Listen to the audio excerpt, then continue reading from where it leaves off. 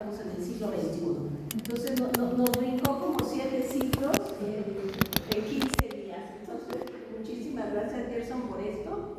Y ahora sí, una vez hecho esto, pues quiero presentarles a mis compañeras de mesa. No sé quién quiera comenzar. Pasamos por orden alfabético. ¿Sí? Bueno. Entonces, por orden alfabético. Le daría la palabra a la doctora Elsie Michel, colega de la Facultad de Letras, quien pues, nos aportará sus comentarios, su crítica, su lectura experta de este libro que nos tiene hoy muy emocionadas. Es un libro que es el esfuerzo de muchas voluntades y bueno, pues estamos atentos y dispuestas a la escucha.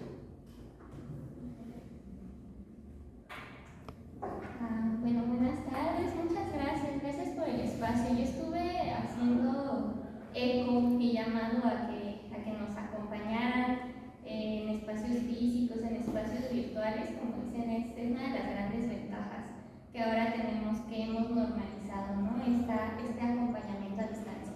Entonces, pues me han dicho que yo comience con este diálogo, este espacio de reflexión sobre este libro de miradas diversas. Creo que tengo unos minutitos, entonces voy a estar hablando, traigo mis notas, espero que pues podamos seguir aquí y seguro habrá mucho de lo que resuene y estoy como muy expectante de escuchar lo que mis compañeras tienen que decir también, porque estoy segura que nos atravesó de maneras muy certeras este libro. Pues no voy a estar leyendo, pero más o menos sí. Entonces voy a ir aquí viendo mis notas. Bueno, para mí, la literatura es un espacio seguro. En general, las letras, las palabras y la ficción me enseñaron que no pueden dañarme. Y por mucho tiempo, la literatura fue un refugio, un espacio de exploración. Pero más allá de la forma en que se presentaba, la verdad es que me sentía un poco vinculada con muchos de sus universos. Me veo ahora en esa época como una espectadora, como una de esas muchas mujeres que están siempre en las ventanas, destinadas a nunca ser las protagonistas y a no vivir las aventuras. Era parte de esos seres que deben conformarse con dejarse seducir por los relatos de los varones, con la voz de esos don Juanes que quieren nombrarse y nombrar desde ellos el mundo. Entonces me di cuenta y aprendí que en esa literatura, la literatura del canon, la literatura de los hombres, no la de la humanidad, las mujeres eran fantasmas, objetos que funcionaban para desencadenar emociones y acciones en ellos. Leer mujeres me descubrió otras posibilidades. Leerlas fue una revelación magnánima de posibilidades, porque por fin pude sentirme representada con toda mi complejidad y mis matices. Y con ello, las personajes, yo misma y las mujeres a mi alrededor perdimos ese carácter de sombras. Dice Catarina Ruiz Navarro que las mujeres que luchan se encuentran. Y debo decir que las voces que participan en este libro, que las mujeres involucradas en este proyecto, a mí me enseñaron a luchar. Me dieron ejemplos de cómo resistir, otorgaron la posibilidad de hacer eco de sus voces que denuncian, analizan, critican, visibilizan y rompen silencios históricos en las sociedades patriarcales. Gracias a las autoras, a los autores de este libro, que se comprometen, que no temen, que inspiran y que van generando brechas y caminos que nos dan la posibilidad de nuevas realidades.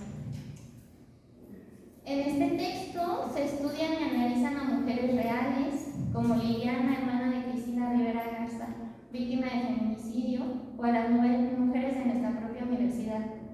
Se analizan también a mujeres ficcionales, a mujeres creadas por otras mujeres y a mujeres pensadas por hombres, a mujeres cis y a mujeres trans. Esta publicación se detiene a mirar el mundo femenino y tristemente advierte que la experiencia femenina se encuentra atravesada por la violencia. Voy a hablar un poquito de los textos en específico, de los textos que conforman este libro, que creo que es algo que no sabía si adentrarme uno a uno, pero creo que es importante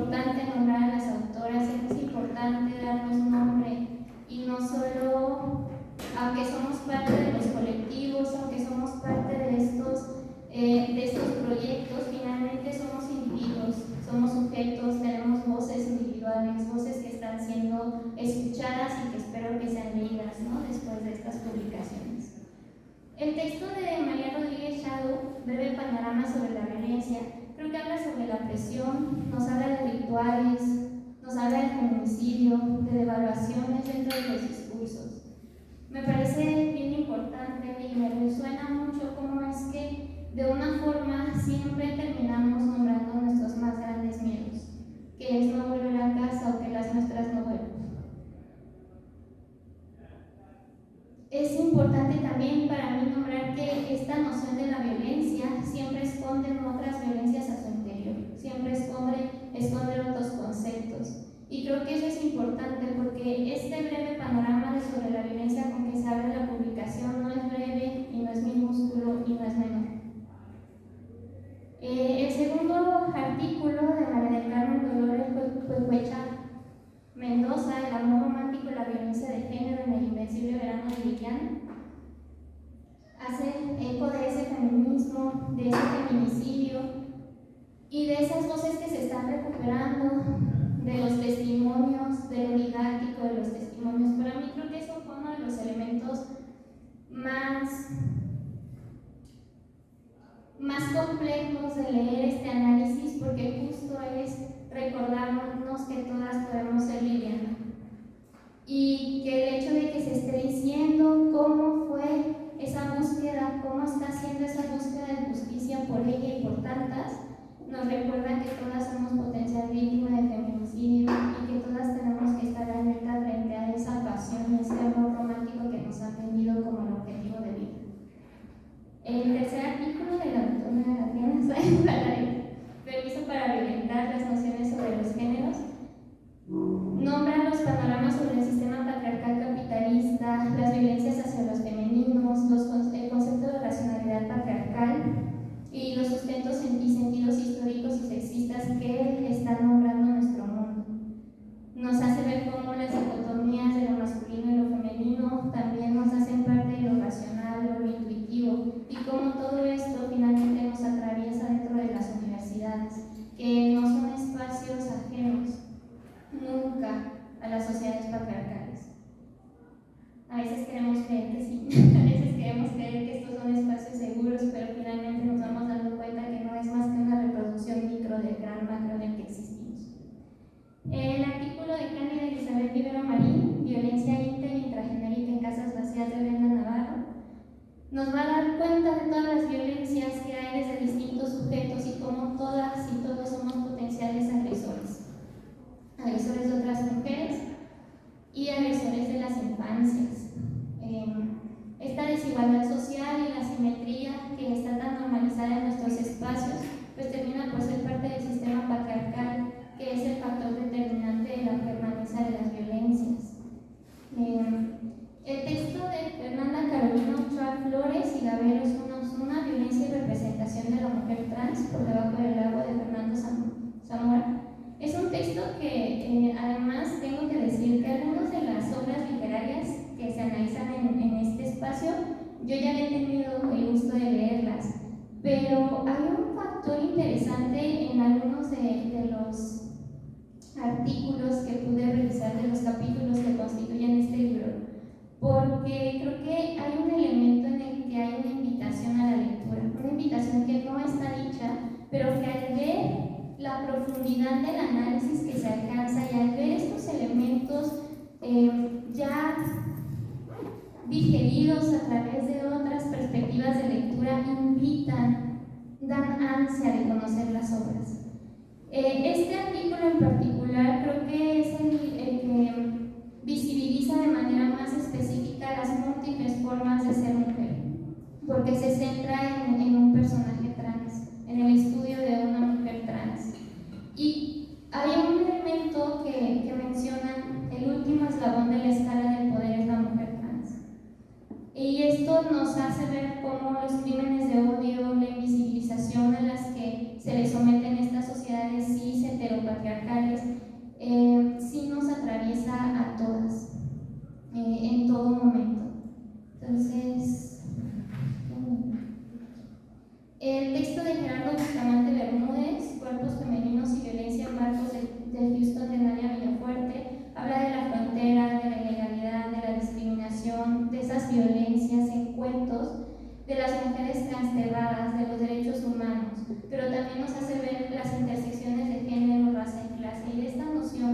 habla de las vidas dignas de ser vividas. Todas estas mujeres que, aunque compartan el elemento de las experiencias femeninas en el mundo, tenemos que entender que no todas nuestras experiencias son iguales. Aunque participamos de la misma colectiva, aunque nos identificamos bajo el mismo nombre, sí hay mujeres que tienen menos privilegios y están viviendo violencias mucho más recrudecidas en nuestras sociedades. Entonces, esta noción de las mujeres migrantes pues está aquí explicitada, ¿no? El texto de Jacqueline Bernard Sombría Infancia, Violencia y Niñez en Cuentos de Adela Fernández, a mí me descubrió a la autora Adela Fernández, tengo que confesarlo, y creo que habla de este mundo adultocéntrico, ¿no? Este mundo que mira a las infancias como elementos invisibilizados. Nos habla de todas estas tradiciones de niños protagonistas, porque los hay en el mundo, poco estudiados, poco centralizados, poco vistos como el centro de las historias, pero ella genera una gran genealogía de esto. Y entonces habla de cómo la infancia evoca, cómo muchas veces esa vulnerabilidad a la que se le somete se transforma en horrores. El siguiente artículo de Micaela Morales López, Control y Castigo, el recuento de personajes de Elena Garro, va a estar estableciendo las nociones de inferioridad, de misoginia, y para mí hubo un elemento importante sobre la violencia psicológica, porque algo que veo en este texto, que desde el título lo establece, esta noción de la violencia, es que son también las violencias, son múltiples, son plurales, y hay muchas que no están siendo estudiadas y nombradas porque no dejan marcas visibles, pero están ahí. Y hay obras que las han estado nombrando desde hace muchísimo tiempo y se están recuperando. Me gusta el hecho de que finalmente pues, se habla en dos textos en este espacio sobre autoras que están siendo recuperadas, ¿no? Están siendo traídas de vuelta, ¿no? Y justo Elena Garro aparece en dos ocasiones estudiada, porque también Carla Alejandra González de Pedro, en La Malinche y su representación en Las culpas de los tlaxcaltecas de Elena Garro, vuelve a tomar a esta autora que ha sido profundamente invisibilizada en las historias de la literatura, como muchas, pero además muy ensombrecida por aquel hombre que la ensombreció, ¿no? Entonces, no fue gratuito y no fue azaroso. Entonces, esta obra sobre las culpas de los tlaxcaltecas cierra justo su análisis hablando de cómo hay una reescritura, hay una resignificación de figuras históricas. Y es muy interesante porque la propia autora del texto está resignificando la figura de Elena Garro en la historia de la literatura. Y finalmente, Lilia del Carmen Granillo Vázquez nos habla de emparedar mujeres, clamores y denuncias poéticas. Hay un concepto, generocidio, que ella aborda en esta obra, que a mí me generó como un gran impacto leerlo, porque estaba acostumbrada al concepto de feminicidio, que ya además aparece una y otra vez en estos textos, ¿no? Pero en este espacio específico de análisis nos va a hablar de la literatura como resistencia y denuncia, de epistemologías feministas, y va a denunciar esta visión histórica, ¿no? De cómo ha habido tantas fórmulas para dejarnos en las paredes. Entonces, me parece, les digo, seguro ahorita mis compañeras de mesa van a estar hablando mucho más de estos textos en específico. Quería nombrarlas, quería decirlas, quería darles identidad a todas estas voces, ¿no? que están conformando, que están haciéndose ellos. Y bueno, voy a empezar a cerrar. He escuchado muchas veces el uso de palabras como macabro, sórdido, siniestro para definir la literatura escrita por mujeres. Y entiendo desde ese triste despertar que muchas tenemos que nos es imposible situarnos en espacios que no se adjetiven desde esas imágenes, porque nuestro día a día se rodea lesión, la pérdida y el miedo. Quizás sea más fácil por momentos pensar que el terror es algo que termina al cerrar los libros, pero en realidad es que nunca escapamos de la pesadilla. Voy a leer una cita justo de Rivera Garza, que dice: somos ellas en el pasado y somos ellas en el futuro y somos otras a la vez. Somos otras y somos las mismas de siempre, mujeres en busca de justicia, mujeres exhaustas y juntas, hartas ya, pero con la paciencia que solo marcan los siglos, ya para siempre enrabiadas. Esto nos dice Rivera Garza y quiero hacer eco de su voz porque entiendo que, aunque asustadas, me gusta saber y reconocer en otras voces, las de las creadoras y las de las estudiosas, que estamos en lucha, que la rabia y la indignación nos hermanan y que nunca estamos solas para escapar de la violencia. Gracias.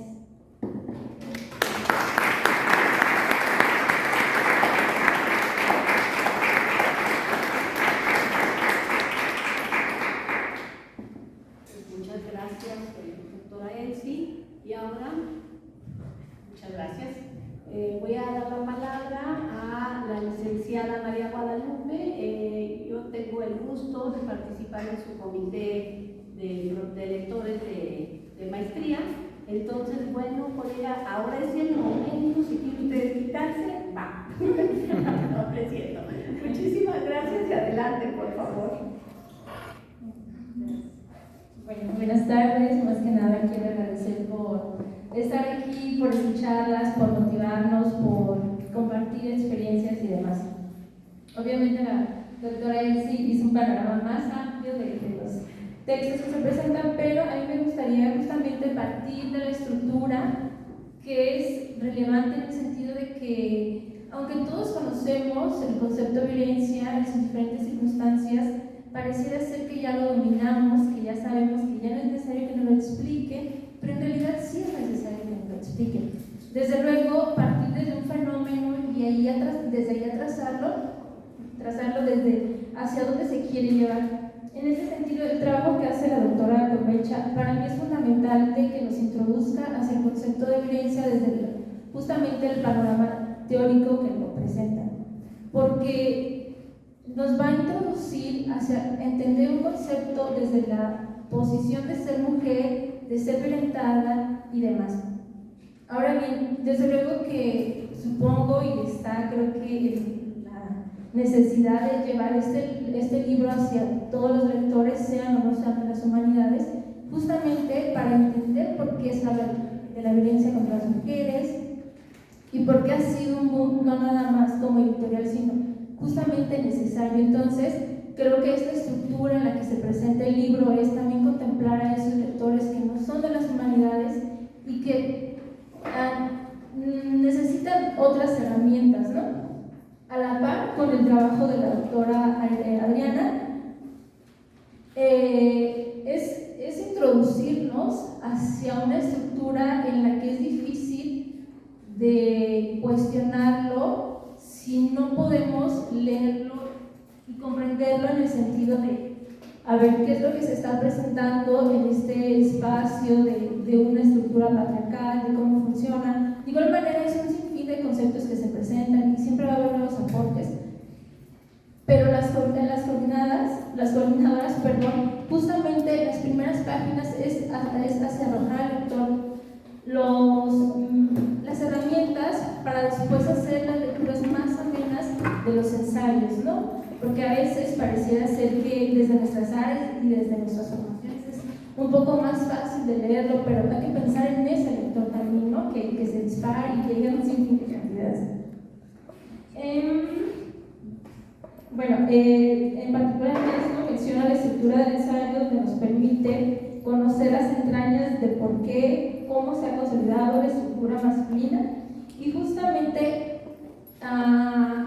me gustaría mencionar la encuesta que se aplicó o que mencionó justamente la doctora, de conocer las actividades de las mujeres, de cuánto dedican a los espacios del hogar, y de desarrollo de ser mujer en el sentido de te toca involucrarte en estas actividades y quizá no tanto a la ciencia, ¿no?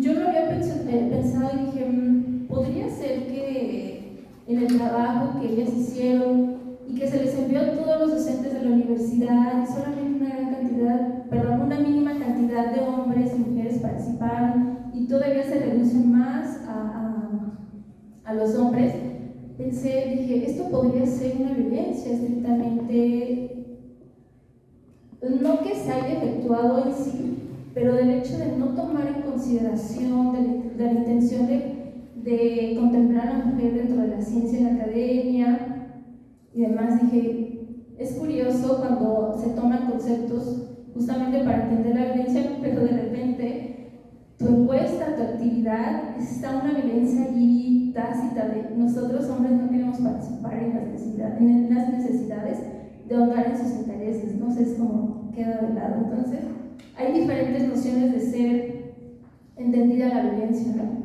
Y obviamente el término feminicidio, todos en el contexto de México podemos entenderlo como un rasgo general: asesinato, violación, torturación, estrangulamiento y demás, pero en estas lecturas justamente hay un tipo de feminicidio muy agresivo o no, por ejemplo, como lo menciona en la novela de Liliana, allí es más explícito porque es justamente agredir a la persona, ¿no? Y en el trabajo de justamente en Casas Vacías se presenta otro tipo de feminicidio, pero que de alguna manera nos va a presentar diferentes circunstancias de comprender la violencia. Por eso, para mí era fundamental iniciar con estas dos distinciones de las doctoras que coordinaron el libro, porque es las herramientas que nos van a ir facilitando las lecturas, ¿no? Y en este sentido, es justamente curioso cómo para nosotros la maternidad ha sido muy arraigada, muy de ser mujer, pero también es otro tipo de violencia que se va a ir presentando y que a lo mejor ser madre es lo mejor que le puede pasar a la mujer, pero desde esta lectura vemos que se presentan diferentes circunstancias, ¿no? Entonces, el término de la violencia, este texto y los textos que lo acompañan, es un sinfín de rincones, de propuestas, de entenderlo, de ponernos un ejemplo y no nada más generalizar y demás, ¿no?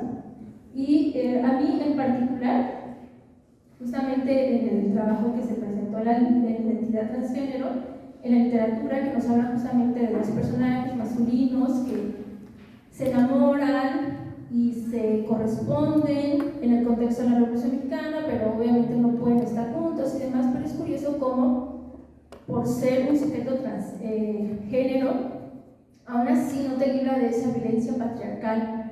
En este sentido podemos ir entendiendo que la violencia siempre va a estar en aquello que no representa un poder, una dominación, y mientras todo aquello que es una debilidad en sus diferentes circunstancias, es decir, mientras seas más mujer, entonces es más probable que se te presente un sinfín de características de ser víctima, pero si eres hombre y te gustan los hombres, si eres trans y demás, obviamente va a estar esa violencia, pero en diferentes circunstancias, ¿no? O sea, es entender un panorama desde diferentes circunstancias, pero no nada más que nos lo presente, la lectura nos tiene que incomodar, que cuestionar, pero incomodar en el sentido de a ver qué está pasando, yo participo en este espacio, no, en todos estos fenómenos es relevante lo que nos presenta.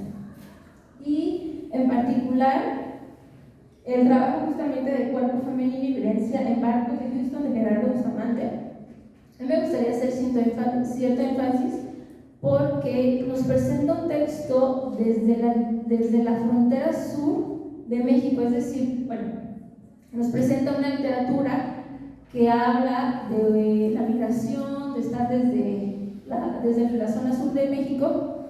¿Por qué lo menciono? Porque la literatura de la frontera del norte de México ha tenido mayor auge, ha tenido mayor promoción en el sentido que se hacen un sinfín de coloquios, mesas de diálogo, publicaciones y demás. Es decir, la frontera norte de México es parte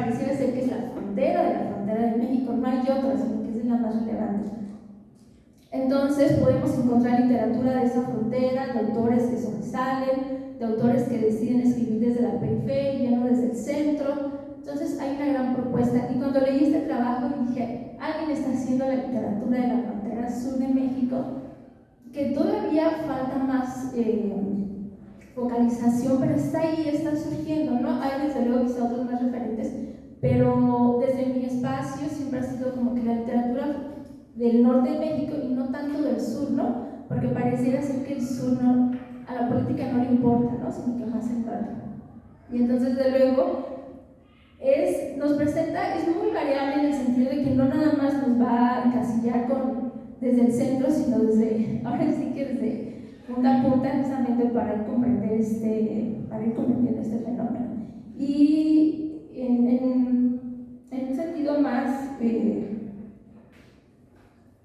característico de este texto, bueno, como de miradas, me parece que nos abre hacia la perspectiva de que se sigan haciendo más volúmenes, porque creo que es muy enriquecedor tener tantas referencias de investigadores que nos vayan contemplando sus miradas desde su quehacer literario, científico, académico y demás. No sé, es muy relevante la propuesta que se nos presenta. No quiero abusar más del tiempo, me entusiasma escuchar mucho a la siguiente comentarista, y entonces por ahora serán mis comentarios. Gracias.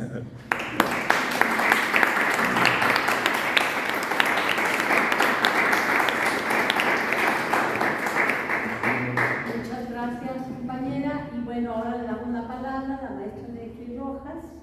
Muchas gracias. En primero que nada, muchas gracias por la invitación. Muchísimas gracias por estar aquí. A los que nos acompañan en red, a Gerson, que nos hace llegar a la red. Muchísimas gracias. Yo sí escribí algo, entonces lo voy a leer. Se llama Las necesitamos.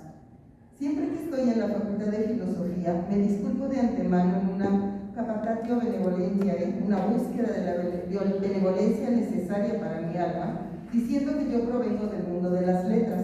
Pero ahora se trata justamente de las letras y de una parte muy importante dentro de ellas, la visibilización de la escritura de mujeres.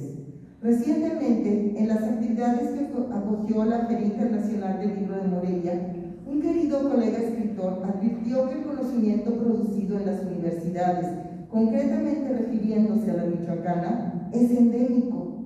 Acuerdo con él en que hemos fallado un poco en dejar salir ese conocimiento hacia la sociedad, sobre todo desde las humanidades, que son fundamentales para el análisis y el pensamiento de nuestro quehacer humano, artístico y científico.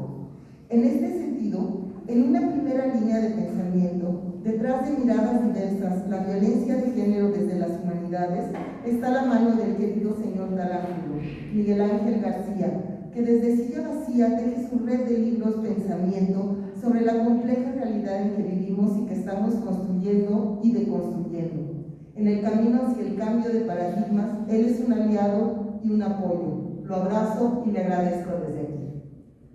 En segundo lugar, quiero destacar el trabajo de la doctora Sáenz, que siempre está apoyando las causas antiopresoras, ya sea desde la docencia, la investigación, la apertura de espacios de reunión de pensamientos, el levantamiento de datos estadísticos, su capacidad de difundir el conocimiento que genera. En el prólogo de este libro, escrito por las coordinadoras, las queridas doctora María del Carmen Huehuecha Mendoza y la doctora Diana Sáenz Valadez, se resume muy puntualmente cuál es la aportación de cada investigadora e investigador que participa en el libro. Uniendo el análisis literario desde una perspectiva de género, tenemos aquí 10 textos que articulan este libro. En mi opinión, hay en él 3 tipos de textos. 1. Los que fijan y aportan conceptos. 2. Los que analizan un producto cultural aplicando la teoría feminista sobre ellos. Y 3. El de la doctora Sáenz, que si bien pertenece al primer tipo, crea el suyo propio porque aplica la teoría del género al resultado de un instrumento práctico. En el primer tipo de textos tenemos Breve panorama sobre la violencia de María Rodríguez Shadow. En el segundo, El amor romántico y la violencia de género en el invencible verano de Liliana de Cristina Rivera Garza. Lo voy a abreviar porque ya la doctora nos dijo todos los nombres y no los quiero repetir, pero lo voy a decir muy rapidito, que trata de Casas vacías de Brenda Navarro, los del doctor Gabriel Osuna y Fernanda Carolina sobre cuerpos femeninos y violencia. Todos estos para mí entran en este apartado, ¿no? Aquí inserto mi tercera línea de pensamiento.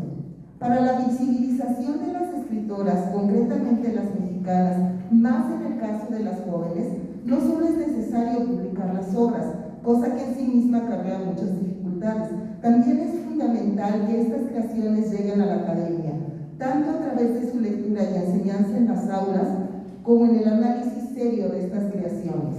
Pareciera que Cristina Rivera Garza o Elena Garro no necesitan más presencia.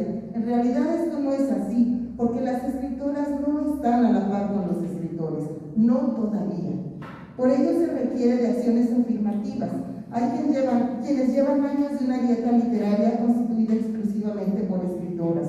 Y en el desempeño de muchas universitarias, desde Tori Moy y Joana Ross hasta Nati Olmo, se ha dirigido con una terquedad maravillosa al análisis de la creación literaria de las mujeres. Me parece que los materiales elegidos para los análisis que reúne este libro son muy relevantes en el ámbito de la narrativa contemporánea en México proveniente de las mujeres y la literatura trans. La doctora Cocoecha trabaja con un libro que es ya un referente importante en la escritura de mujeres, El Invencible Verano de Liliana, que no es una novela, aunque Liliana es un personaje de novela negra, la víctima, y en el relato tipo crónica, los actores se transforman en actantes en el trasfondo de la violenta realidad policíaca de México. El doctor Gabriel Osuna y Fernando Ochoa hablan acerca de un texto maravilloso de Fernando Zamora, Por debajo del agua, que narra la historia de Isabel y su relación con un militar revolucionario en un México que, si ahora lo es, era mucho más intolerante con lo no binario en las épocas de la Revolución. En su trabajo sobre una novela que se ha vuelto también un pilar en la narrativa de mujeres, Casas Vacías de Brenda Navarro, Elizabeth Vivero presenta entre nosotros el importantísimo tema de la violencia que ocurre no solo contra las mujeres, sino entre las mujeres. En mucha de la teoría feminista empleada en el libro, desde los diferentes criterios y necesidades de cada investigador e investigadora, se habla de las violencias en contra de las mujeres. Una enorme aportación de este texto y de Casas Vacías en sí misma como novela es poner en la mesa de discusión las violencias patriarcales que pueden llevar a la muerte y que causan un dolor incesante, ejercida por las mismas mujeres en contra de las mujeres. Nos parecen imposibles, ilógicas, imperdonables, y sin embargo existen y hay que explicarlas para poder erradicarlas.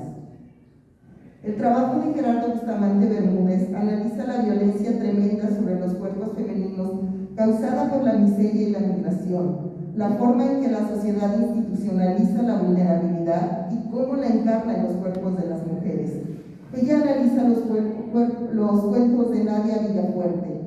El texto se hermana con el de Jacqueline Bernal Arana, que nos presenta la escritura de Adela Fernández sobre las violencias ejercidas en contra de las infancias. No son lecturas fáciles, sobre todo la de Bustamante, pero son necesarias.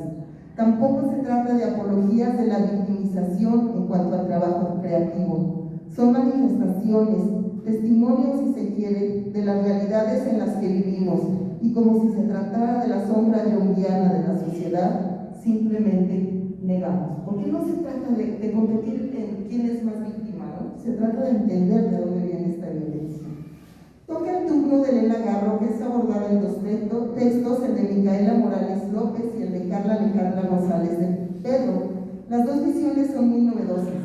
Morales saca a relucir la intercontextualidad, los textos literarios que explican, hacen posible y sirven para interpretar la novela Reencuentro de personajes de Elena Garro. Y González de Pedro trabaja con ese maravilloso cuento de Garro, La culpa es de los tlaxcaltecas, pero desde el punto de vista del rescate, la humanización de la figura de la Malinche, visión que se opone radicalmente, nos dice González, al deplorable tratamiento que le da Octavio Paz. Ya mencioné el nombre del innombrable, pueden echarme jitomates. Emparedar mujeres es un sorprendente y brillante trabajo que nos avienta a la cara una forma literaria en la que salvo en el emparedado de Edgar Allan Poe, no se había rescatado como tema literario. Lilia del Carmen Granillo Vázquez nos avienta a la cara este tema terrible, de la que ella encuentra evidencia en la literatura, de esa práctica en contra de las mujeres, el emparedamiento. Habla del encierro de las beatas como una forma de este.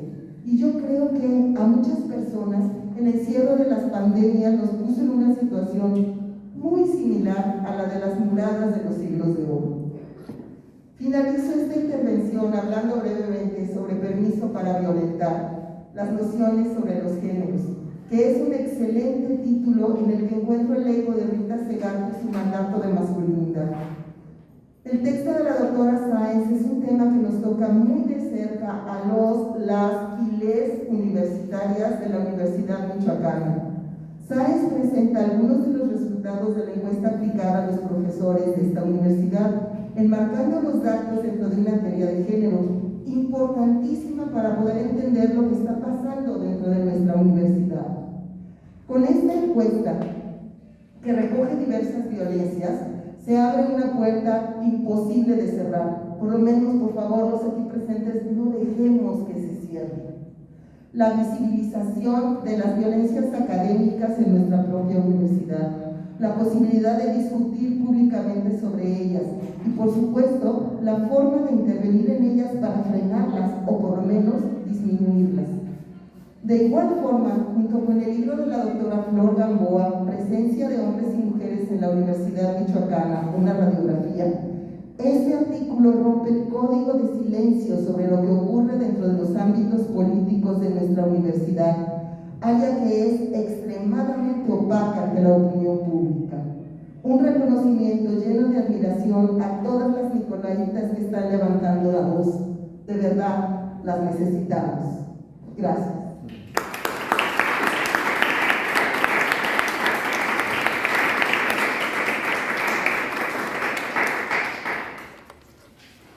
Verdaderamente, wow, muchas gracias por aceptar hacer estas lecturas.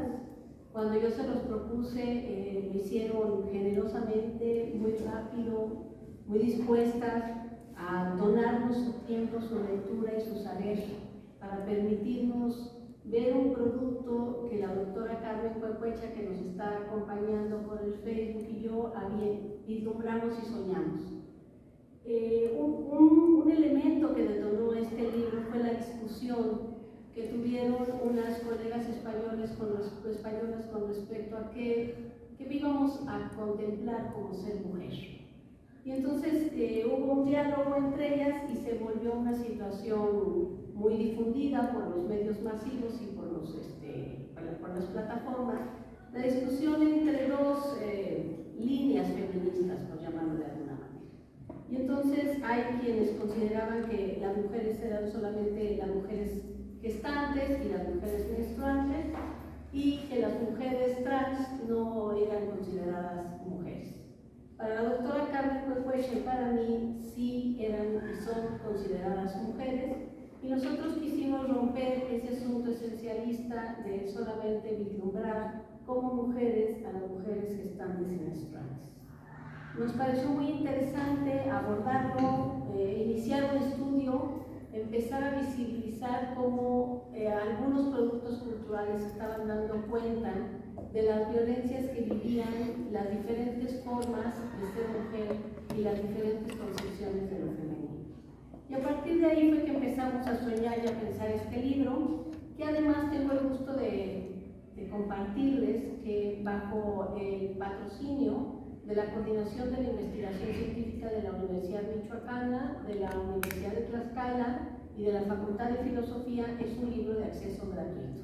Entonces, vía un código QR que está aquí disponible en unos muy bonitos separadores que ha presentado y que ha traído Silla Vacía, la persona de Miguel, pues pueden ustedes bajar cuantas veces quieran este libro. Nuestra intención es que se conozcan estas investigaciones, que se difundan, que se dialogue, que se traiga a la discusión la violencia que se vive en nuestras sociedades con respecto a lo femenino y cómo incluso las universidades y las humanidades que estamos, digamos, para pensar con respecto a la violencia, a veces desde nuestro propio ser y estar, ejercemos violencia.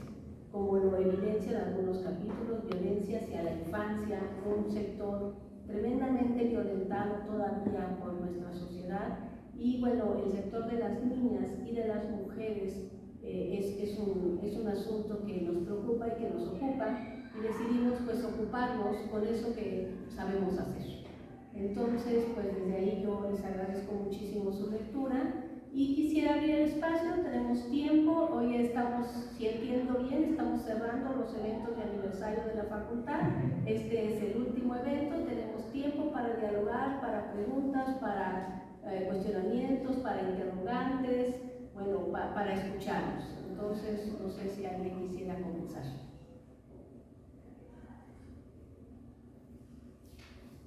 Las presentadoras, si algo por ahí quedó en el tintero, adelante.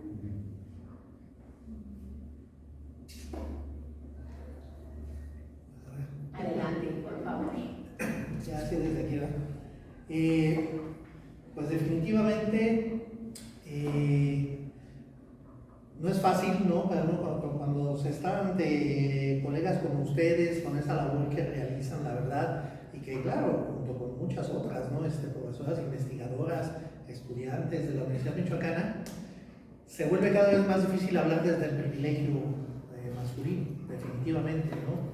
Yo desde ese privilegio, que hay que decirlo, que me enorgullezco tremendamente de veras de estar en un evento como este, de conocer el trabajo de todas ustedes, un texto más que se publica y que viene a contribuir precisamente pues, a esta enorme necesidad que tenemos, ¿no? de un cambio, pues, porque se sigue dando, ¿no? O sea, se sigue dando muchísimo el que nosotros estemos en presencia de ese, como digo, ¿no? De ese privilegio y que tenemos que conocer estas cuestiones, tal como nos las comentan ahorita, de todo lo que implica violencia, ¿no? Violencia de género, violencia incluso vista desde este punto de vista de que empieza a oscurecer, violencia desde que empieza a oscurecer y que no nos preocupamos de la misma manera por salir de aquí y caminar por los pasillos de Seúl igual los varones que las mujeres, violencia desde empezar a ver también incluso desde quienes estamos de repente en algún cargo universitario, que cuando ves y se te vienen esas imágenes, ¿no? Que se publican muchísimo ahorita de que cuando quitas a los varones cuántas mujeres quedan, entonces tienes siempre esa imagen constante, ¿no? De que dices, oye, sí es cierto, mira, estoy aquí en una comisión dictaminadora de 3 y cuando no son los 3 varones hay 2 y 1, ¿no? 2 y 1, o sea, 2 varones y una mujer. Cuando ves una reunión de directivos, de así, asado, lo que ya sabemos, ¿no? Pero entonces mi punto es que sí debe de hacernos sentir orgullosos, aún hablando desde este privilegio, insisto, el que existan, ¿sí? Personas como ustedes, y lo digo yo, ahorita quise tomar la palabra por eso, porque a mí me da mucho orgullo, de veras, ahorita me siento sumamente agradecido, esperanzado, ¿sí? No puedo todavía decir feliz, porque si estamos aquí presentando un libro de estas características es porque las cosas siguen sin funcionar, ¿no? En ese sentido, pero el que yo, por ejemplo, personalmente pueda sentirme privilegiado por haber colaborado de una u otra manera con ustedes 4, sí, os digo, por supuesto, como colega aquí en la Facultad de Filosofía, desde que se usa en la Facultad de Letras, miembros del mismo cuerpo académico, con Netli, pues, haber conocido su trabajo fabuloso, sensacional sobre las escritoras michoacanas, con él, pues también, por supuesto, como colega ya en la Facultad de Letras, ya he coincidido en varios comités, y no se diga pues, con María, entonces, como alumna, ¿no? En la maestría de estudios del discurso y colega, ¿no? Como decimos.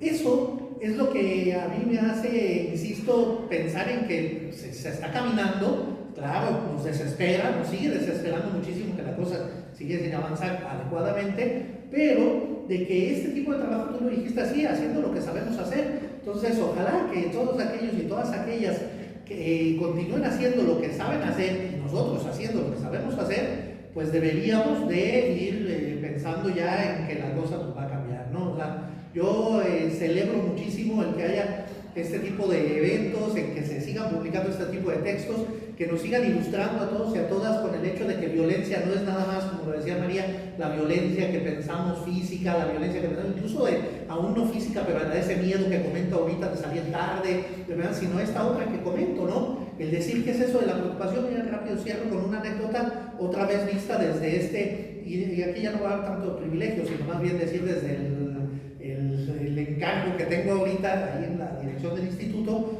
donde qué necesidad hay de que acabamos de tener un concurso de oposición abierto y que una de las concursantes, su preocupación me preguntaba, bueno, ¿cómo me fue? ¿Sabes si quedé? Como todavía no se publicaron los resultados, y me dice, nada más díganme una cosa, ¿sí ganó una mujer o no? O sea, ¿qué necesidad? O sea, eso es como, es ese tipo de violencia, ¿no? O sea, ella se siente preocupada no tanto porque haya sido ella la que quedó o sea, esto me hizo reflexionar y tomar la palabra ahorita porque eso acaba de suceder, hace apenas un par de días.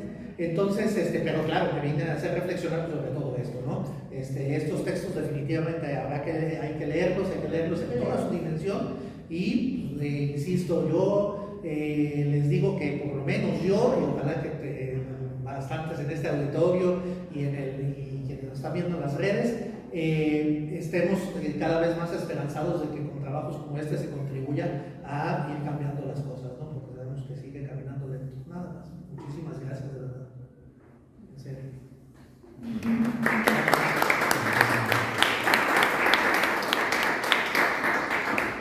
Yo solo agregaría que la Ley de Educación Superior mandata a las instituciones de educación superior a que todos sus órganos de gobierno deben tener cuotas de paridad.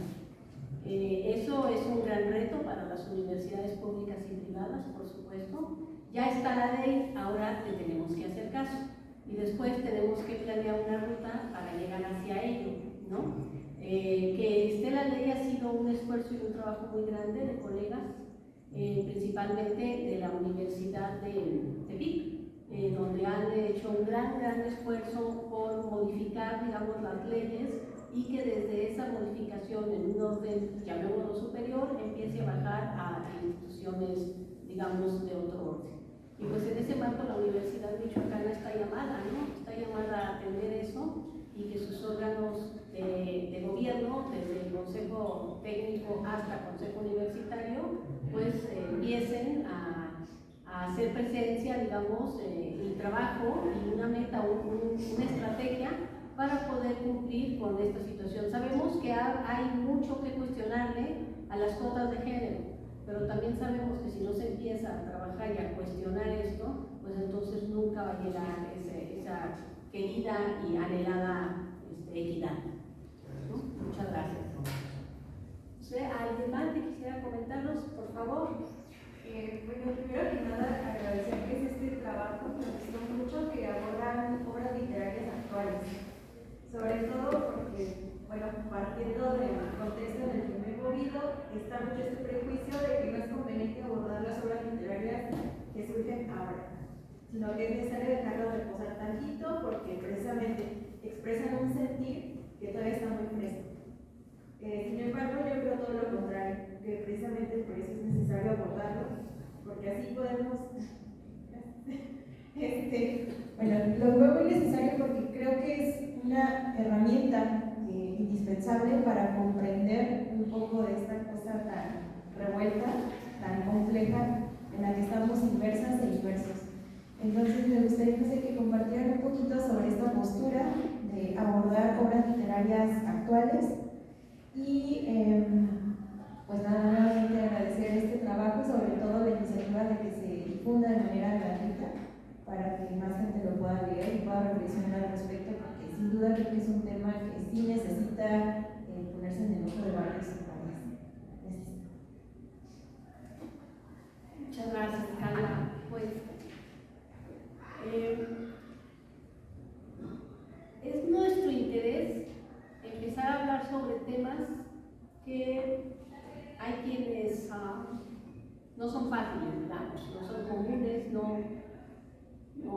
incomodan. Son temas que incomodan. La violencia es un tema que incomoda. Y cuando la violencia es ajena, cuando la violencia es un número, entonces es un otro generalizado, ¿no? Entonces, ayer o antes salían las estadísticas de cuántas personas habían sido violentadas contempladas en el Estado, y cuántas personas son diariamente violentadas o cuántas personas es un feminicidio. Creo que la estadística era 3 diarias. Pero mientras son estadísticas y mientras son otros generalizados, nos alarma, nos duele, pero al mismo tiempo es un mecanismo que tenemos para vivirlo en donde no nos involucra. Cuando ese otro generalizado se convierte en un otro cercano, en ese que es nuestro vecino, en ese que ya vive en nuestra colonia, cuando yo escuché el informe que daban desde la Secretaría de Mujeres Municipal y decían que una de las colonias que tenía más demandas de violencia era la que circundaba a Seúl,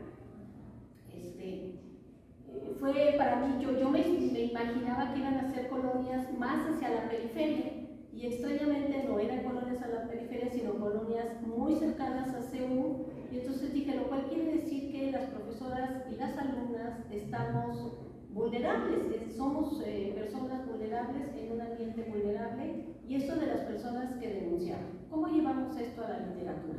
Bueno, esta literatura cercana, como El Invencible Verano de Liliana, que ha recibido, que yo sepa, 2 premios, el de Villaurrutia y el de Mazatlán, es un libro que, además de que rompe con la estructura, digamos, canónica de una crónica y de un diario, entonces utiliza muchas voces que justo cuando lo estábamos platicando la doctora Corpechi no teníamos posturas encontradas, digamos, con respecto a cómo analizarlo y el uso de las voces y esas cosas. Es un libro que duele, ¿no? Y es un libro muy actual porque yo cuando lo terminé de leer les decía a mis alumnas, es que todos los papás y mamás de hijos que entren a la preparatoria lo deberíamos leer. Es que nuestros hijos y nuestras hijas viven tantas cosas en las escuelas y nosotros no nos damos cuenta, no sabemos. Y cuando te lo está contando ella, te sientes tan cercano, lo vives. Por eso la literatura actual, porque son cosas que le pasaron, o sea, les pasaron hace 30 años, pero pasaron cuando yo estaba estudiando.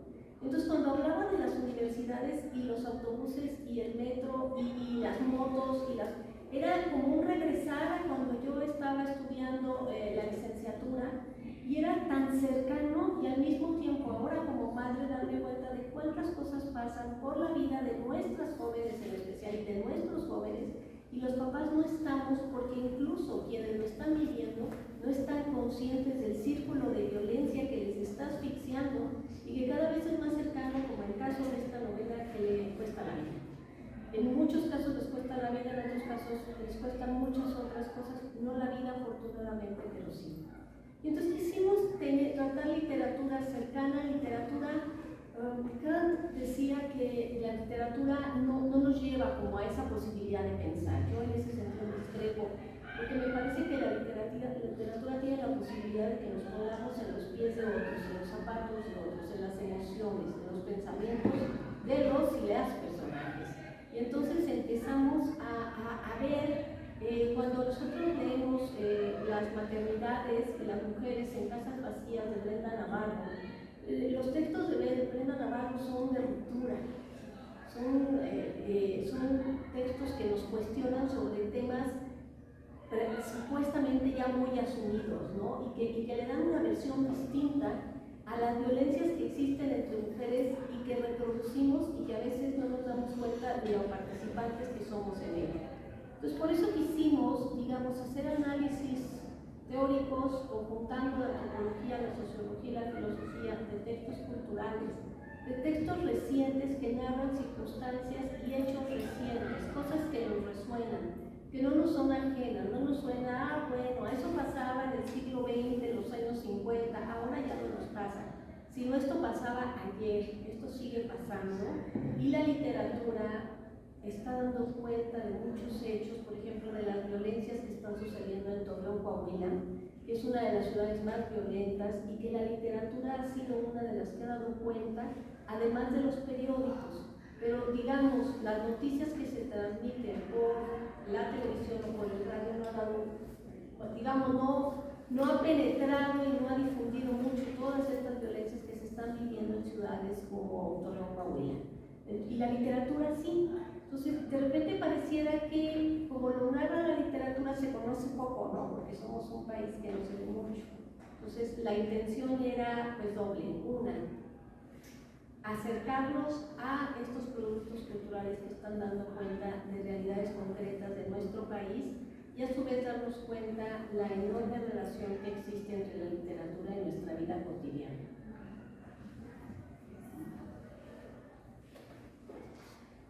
¿Alguien más quisiera comentar? Adelante. Ay, no sé quién fue primero, pero bueno, Natalia, y después le damos la compañía, por favor. Si no, está bien, no creo que sea necesario, ¿sí? Sí, ¿Así claro. mejor? Ajá. Pues, antes que nada, pues muchas felicidades. A mí me da mucho gusto estar acompañándolas aquí en esta presentación. Más que pregunta, pues creo que es un comentario también. Yo leí el libro con mucho gusto y creo que justamente ya se han dicho como varias cosas, pero algo que creo que hay que valorar muchísimo es lo que usted acaba de decir, es generar la conciencia, ¿no? Creo que a veces pues es casi evidente las cuestiones de violencia como el irreversible verano de Diana, ¿no? Pero creo que la parte difícil, y creo que es la que hay que aprender a reconocer con dificultad, es cuando somos víctimas de esa violencia, que no parece ser violencia, que te caiga el 20 y decir, híjole, o que alguien te lo diga, y creo que rescatarlo desde textos literarios, que además el libro no habla solamente de escritoras, ¿no? Lo cual es algo también que vale mucho la pena, ¿no? También hay escritores mencionados.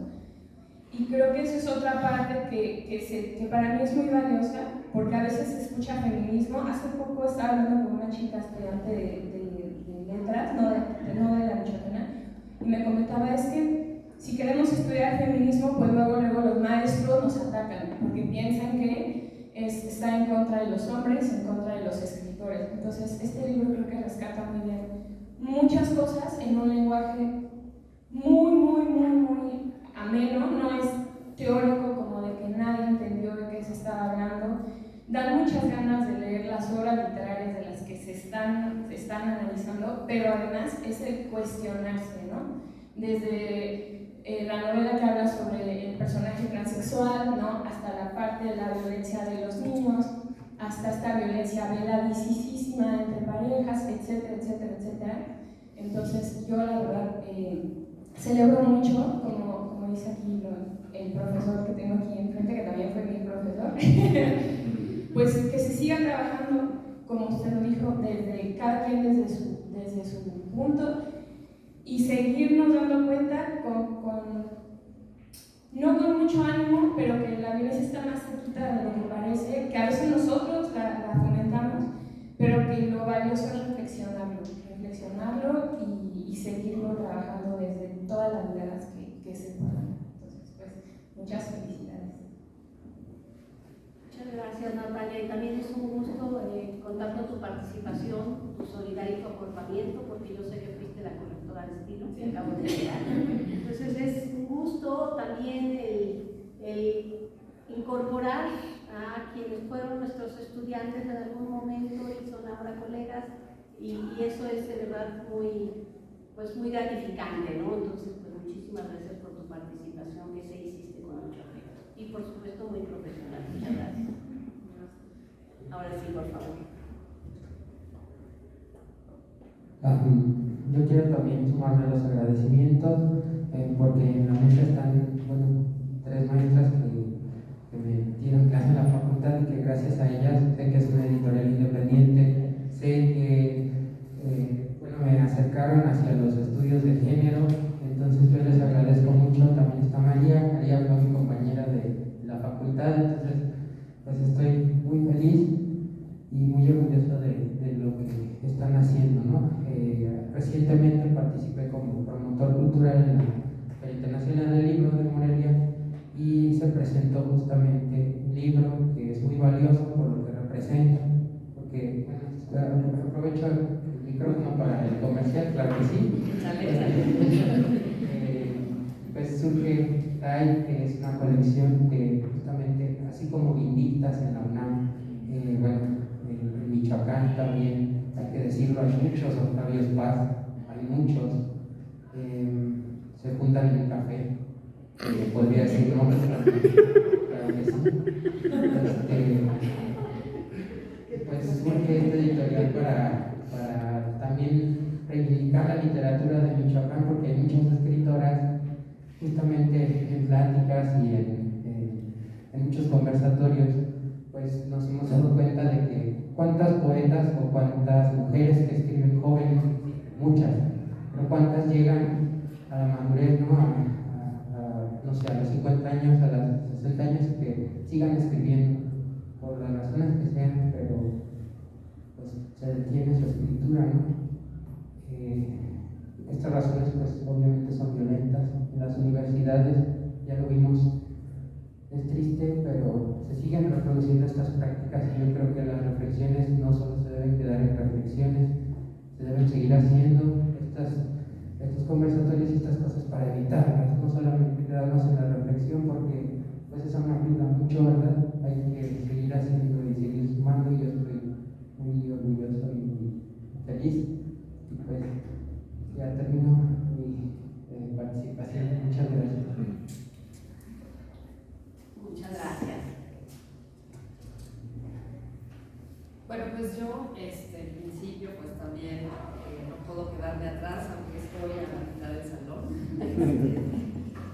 Pues en agradecerles mucho el texto, ahora que cuentas, Adriana, dónde nace o qué lo desata. Me parece que es muy importante hacer esa referencia, ¿no? Porque es como dar cuenta de cómo se va gestando lo que podemos tener ahora enfrente y presentado a través de los comentarios tan valiosos, inteligentes y pertinentes de quienes han tomado la palabra, ¿no? Me interesa mucho que sí se pueda difundir este trabajo. Ahora aprovecho que están aquí autoridades, veo al doctor que está a mi derecha y al doctor que está a mi izquierda. Es una propuesta y es una petición. En realidad, este tipo de trabajos no se conocen lo suficiente, Adriana y compañeras. Justo hoy me preguntaba un estudiante que está interesado en un tema sobre transexualidad y me decía que si le podía orientar, ¿no?, con algunos textos. Y le dije, ¿qué cree? Que justo hoy, le digo, hay una presentación de un libro donde uno de los trabajos, o dos me parece, abordan el tema. Le digo, ¿por qué no se da una vuelta? Yo trabajo en psicología. Y el chico me dice, híjole, más es que tengo clases, ¿no? Bueno, le dije, bueno, yo le prometo que le traigo la referencia, ahora que entero que hay un acceso gratuito, pues él se va a poner mucho más feliz. Pero ¿a qué voy? A que sí es muy importante hacer la difusión, pero esta difusión tiene que ser masiva en la universidad. Y aquí yo voy con una propuesta, pero primero con una queja. Yo entiendo, así quiero pensar, que los y las directoras tienen un chat con el que se comunica toda la información oficial de la universidad.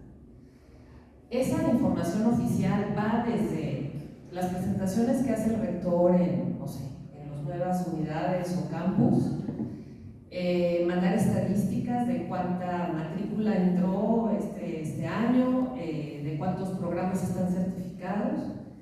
Está muy bien, yo no digo que esa información salga sobrando o que no sea importante conocerla, pero esta información, o sea, la creación y la producción de obra escrita de las y los investigadores de la Universidad Michoacana, ¿cómo la hacemos conocer? ¿Por qué no nos mandan tweets de eso? ¿Por qué no nos mandan los afiches con la información sobre los eventos que dan cuenta de la gestación de una nueva obra?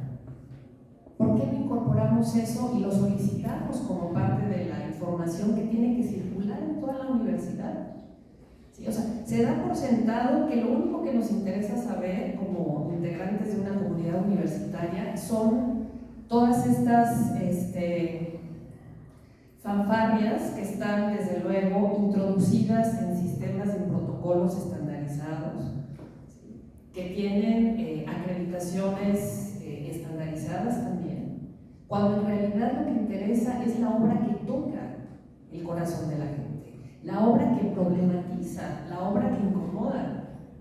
Las feministas lo hemos dicho de muchas maneras, debemos traer problemas a la universidad, en todo el sentido amplio de esta palabra, traer problemas de investigación, problemas filosóficos, problemas psicológicos y también problemas a los modelos y a las estandarizaciones de la información y de lo que se considera importante que la comunidad conozca. Si ese chico no me pregunta sobre el tema, y seguramente quiero pensar que en la Universidad de Psicología nadie se enteró de este evento, ¿cómo se entera? ¿Cómo sabe que hay una profesora con 4 brillantes comentaristas hablando sobre un asunto que a él le incomoda y de lo que él quiere saber, para seguir problematizando, desarrollando y dándole a su alma un cauce adecuado? Porque los cauces adecuados son a través del diálogo que va a poder establecer con ese libro. Entonces, bueno, mi felicitación a ustedes, mi propuesta a los directores que están aquí presentes, como de hacer llevar este tipo de necesidades, de que la obra de las colegas, de las y los investigadores en todas las áreas se conozca. ¿Por qué no tenemos un calendario anual y que cada mes nos vaya reportando la publicación del trabajo que se está haciendo en la universidad? Creo que eso es vital. Y bueno, pues también felicito mucho a Silla Vacía, que es, como ya lo comentó Nekli, pues siempre ha sido un aliado, ¿no?, en esta línea crítica que ha desarrollado desde hace mucho tiempo para darle luz y vida a las letras críticas que se producen en la universidad. Gracias.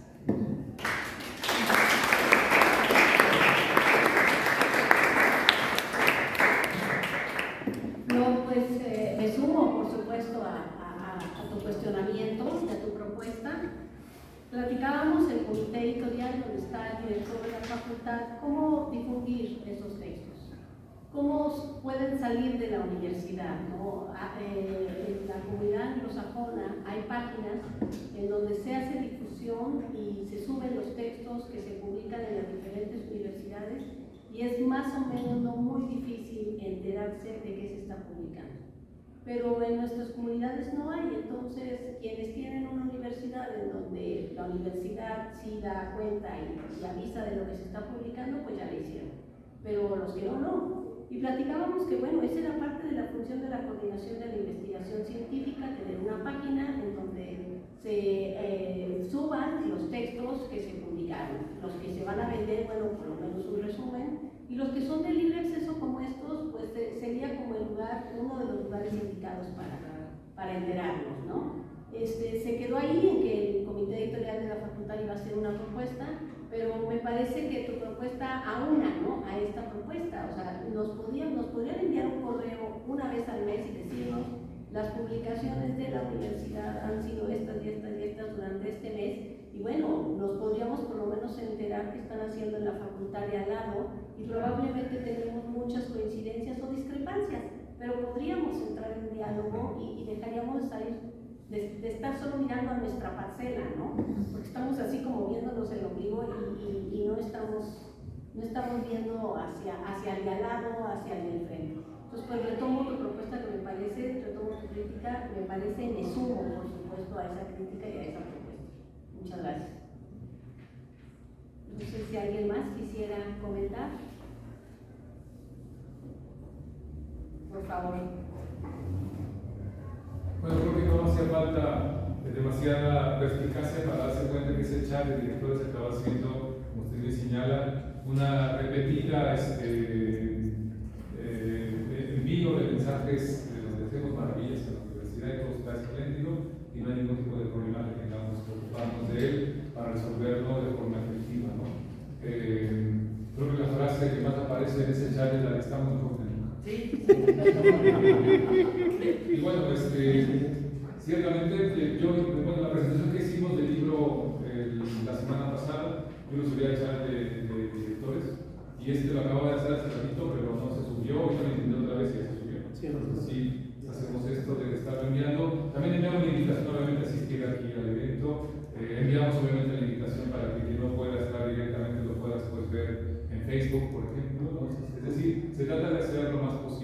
hacer la difusión, pero siempre las limitaciones son las que tiene cualquier dependencia de la universidad.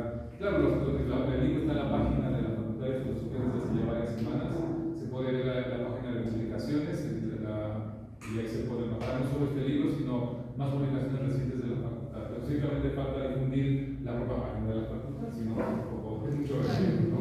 Pero en fin, yo quería aprovechar la presencia de ustedes. Decía alguna de las, bueno, las han repetido aquí, que esta lectura del libro debería incomodarnos, ¿no? Debería interpelarnos de alguna manera, y más a los varones, ¿no?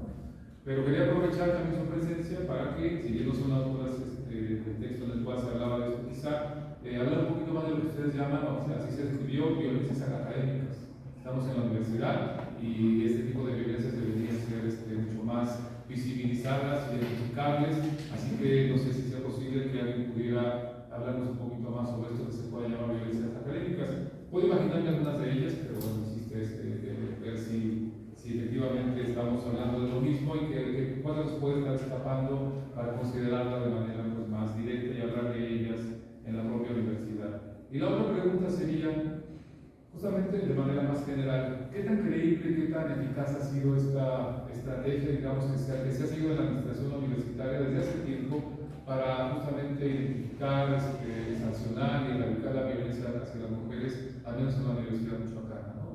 Yo, al menos, mi impresión es que cuando se dio este protocolo, ¿no? Que tiene la universidad ahora, era porque no quedaba otra. O sea, había un escándalo tal en la universidad, una carencia tal de este tipo de instrumentos, que lo políticamente correcto era pues, hacer esto, ¿no? Pero hacerlo, digamos, de una forma pues, prácticamente a urgencia, ¿no? Cumplir esto a la brevedad.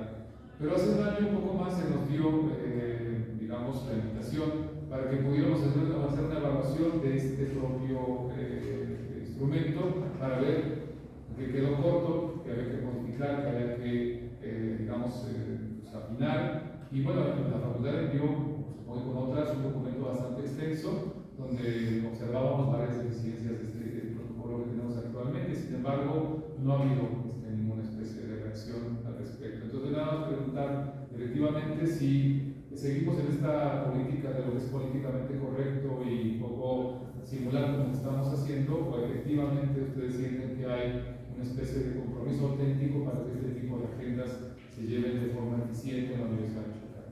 Gracias.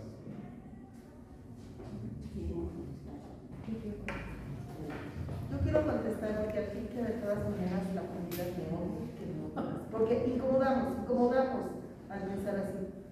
Sí conozco muy bien el protocolo, sé que se le van a hacer sus modificaciones, las aplaudo. Quiero comentar una cosa que nos ocurrió.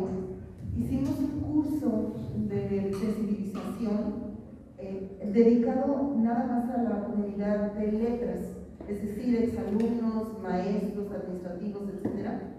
Y allí en una de las sesiones tuvimos una plática con una psicóloga, hablábamos sobre violencia, tuvimos otra plática con una abogada que hablaba sobre el protocolo, y yo estaba grabando y de repente nadie hablaba, nadie decía nada, entonces apagué la grabadora y les dije, hablen, digan. Acabamos llorando, estaban contando unos casos terribles, sobre todo las alumnas, las maestras no tienen mucha presencia, los administrativos no les interesa conocer estos temas, ni siquiera las mujeres, ni siquiera las administrativas, que padecen unas violencias terribles.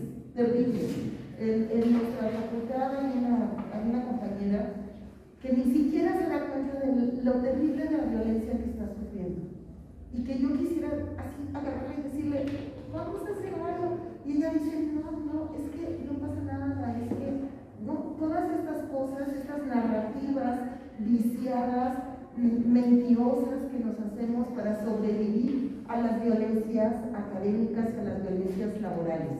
Tienen que ver con lo académico y tienen que ver con lo laboral y tienen que ver con lo sexual, porque tenemos casos terribles de acosos sexuales dentro de la universidad.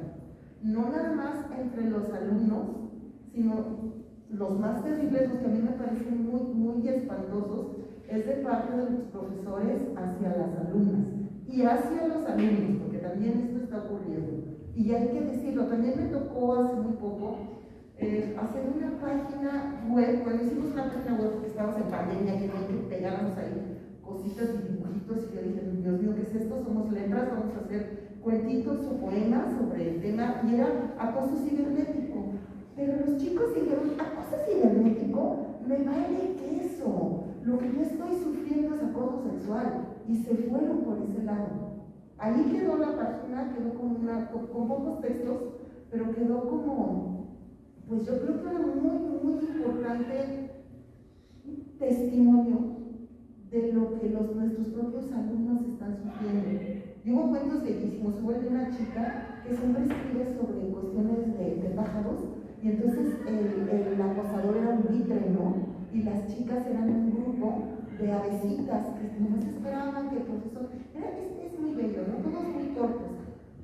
Eso está pasando. Y cuando hablábamos del protocolo nos decían las chavas, es que ¿sabes qué? No está funcionando, es que nos dicen que no denunciemos, es que yo no quiero denunciar porque mi maestro, porque eso está pasando, y esas son violencias académicas. Son además crímenes, porque es un acoso sexual, y el acoso sexual es un crimen, pero son violencias académicas por quienes las están denunciando. Las miraditas felices de la CIDE. Yo tenía un compañero en otra universidad, no tiene nada que ver con la Michoacana, pero siempre lo cito como ejemplo, que se ponía sus lentes oscuros, unos lentes muy brillantes donde no se le veían los ojos, y decía, estos son mis lentes morboseadores, porque se los ponía y entonces podía, morboseadores, de morbosear, porque con ellos podía estarle repasando a las alumnas todo. Y nadie se daba cuenta, ¿no? Seguía aquí explicando y no sé qué, y en realidad estaba viendo todo lo que podía. Y esas son violencias académicas. Entonces, yo creo que hay muchísimas. No sé qué más quiera aquí comentar. Bueno, del protocolo estoy segura que la doctora Flor sabe más, y ahorita le cedo la palabra. Yo solo quiero compartir algo que no es un dato que yo haya conseguido, lo consiguió la doctora Ana Cristina Ramírez, a partir de lo siguiente. Tenemos un proyecto en donde colaboramos 10 investigadoras y entramos en contacto con una red de universidades que trabajan cuestiones de protocolo. Y entonces, al parecer, la universidad que tenía como más estandarizado y más documentado los procesos de levantamiento de quejas a partir de los protocolos fue la UAM Azcapotzalco.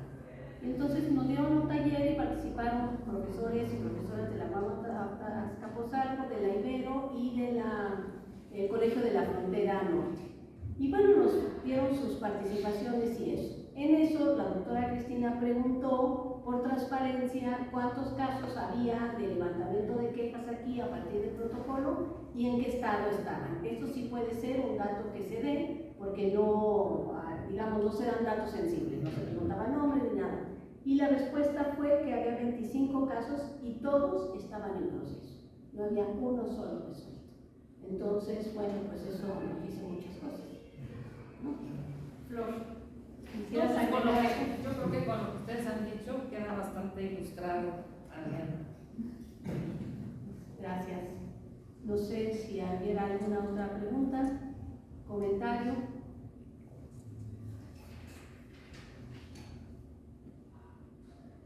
Adelante, por favor. Solo como decir que justamente para llevar a cabo una denuncia aquí, pues la comunidad tiene que recurrir a los derechos nicolaita, que son 3 personas que se dedican para toda una comunidad, ¿no? Entonces también eso es violento, ¿no? No hay personal realmente capacitado para seguir con estas denuncias. Así es, son muy pocas y además tienen tanto trabajo. Yo me ha tocado acompañar y entonces la primera pregunta es, ¿estás segura que quieres levantarla? Sí, sí. O sea, un poco como desestimular, ¿no?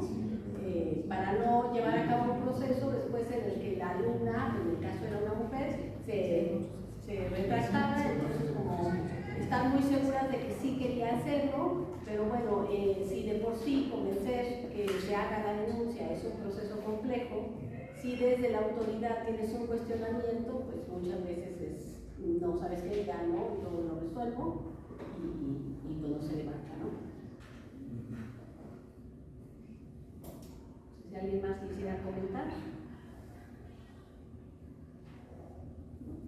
En cuanto a las violencias académicas, yo solo agregaría más bien las violencias hacia las académicas desde el propio sistema. En la encuesta encontramos que las académicas que respondieron la encuesta, con lo cual nosotros podemos decir que son personas pues con cierta simpatía hacia los proyectos feministas, porque la instrucción de la encuesta lo decía, les decía que era una encuesta de corte feminista, y entonces contestaron mayoritariamente mujeres, pero algunos hombres que también suponemos tienen cierta simpatía por las cuestiones feministas. Pues bueno, las mujeres declararon que ellas invierten 1 hora más al día en trabajos de cuidado de padres, cuidado de hijos, cuidado de vecinos, y también 1 hora más al día en cuestiones de comprar víveres, hacer limpieza, o sea, es 1 hora cada día más en una actividad y en la otra, lo cual implicaría pues por lo menos 2 horas diarias más en dedicarse a estas labores. Eso, bueno, nos pareció pues digno de señalar y de hacerse ver, lo cual que nosotros vemos que el sistema todavía está pues estableciendo, debe de ser, ¿no? Y todavía pareciera ser que las mujeres todavía pensamos que es parte de nuestra labor, parte de lo que tenemos que hacer, el cuidado, tanto el cuidado de digamos, la parte amorosa como el cuidado de la parte alimenticia, y que no es una cuestión paritaria, sino que recae primordialmente en el hacer de las mujeres, todas ellas profesoras nicolaitas. Y pues así. Sí. Bueno, la encuesta vislumbró muchas cosas que estamos analizando, entre ellas, digamos, la dificultad para permanecer en el CONACYT, permanecer con la certificación del SNI, dado que, bueno, las mujeres en su mayoría de las que contestaron la encuesta, bueno, invierten mucho tiempo en la atención de otros factores que no son la docencia ni la investigación, mientras que los que respondieron la encuesta, por ejemplo, ellos dicen que el cuidado de los hijos mayoritariamente no es responsabilidad de ellos, sino de alguien más. Ellos colaboran, pero no es su responsabilidad. Entonces, bueno, estos datos nos permiten empezar a vislumbrar la cantidad de tiempo que dedican unas y otros. Algunas, bueno, nuestra circunstancia de vida nos permite tener otras condiciones, pero digamos que esta encuesta nos ha abierto el panorama para comprender en parte por qué la dificultad de las mujeres para poder permanecer en estas certificaciones, pues que son importantes tanto para ellas como para la universidad. No sé si hubiera alguna otra pregunta. Pues agradecer muchísimo tantas caras conocidas, el afecto y el abrazo de cada uno de ustedes por estar aquí. Muchísimas gracias, muchas gracias compañeras por sus lecturas generosas, acuciosas y críticas. Muchas gracias.